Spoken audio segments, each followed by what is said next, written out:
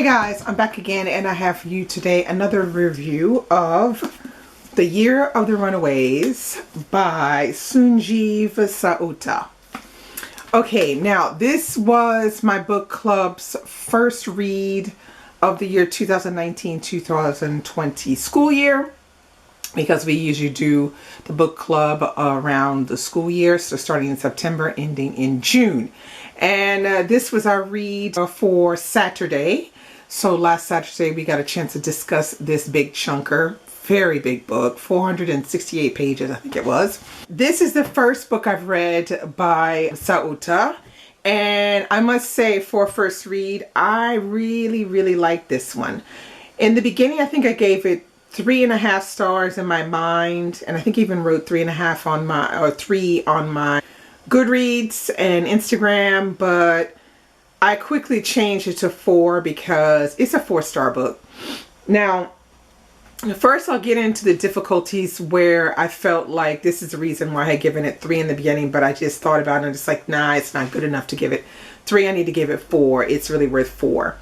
Alright, so this is a book. The overall idea of the book is we're following 3 men who have left India for various different reasons. They're from 3 different castes, and they are illegally going to England to live for a year to try to make more money because they feel like they can't really make it very well in India. That's all I'm going to say as the overall storyline. Now, you know, you obviously know this is about illegal immigrants and how they get along in the UK.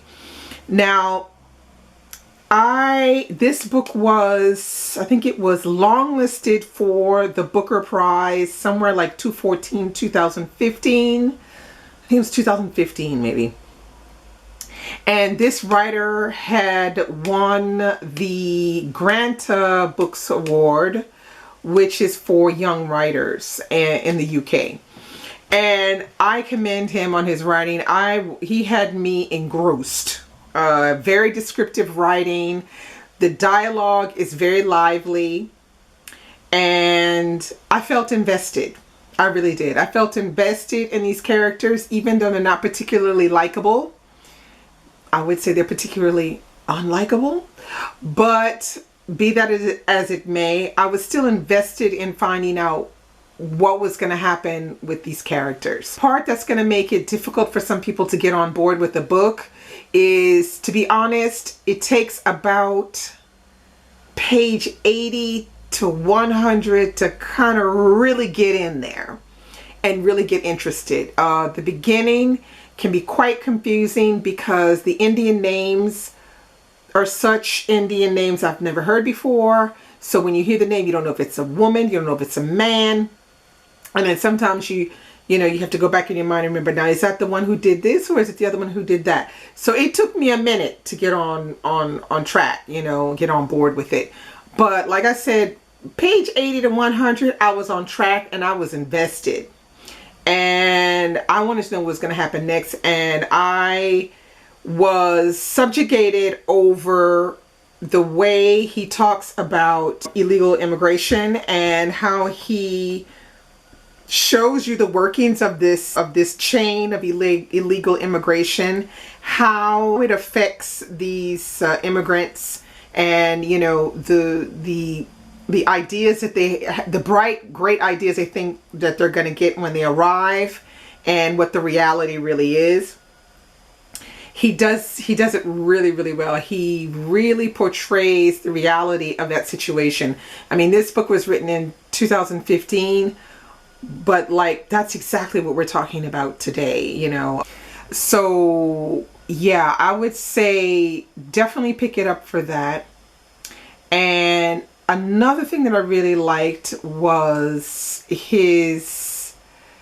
the way he winds a story around, because he does a lot of, he starts in the UK and then he goes to the past, back to India, to each one of the guys, and then he comes back to the UK. So you have that constant going back and forth, and it gives you this impression of being a little disorientated, and it also, which helps with what makes you feel disorientated, is the fact that he uses lots of Hindi in the book.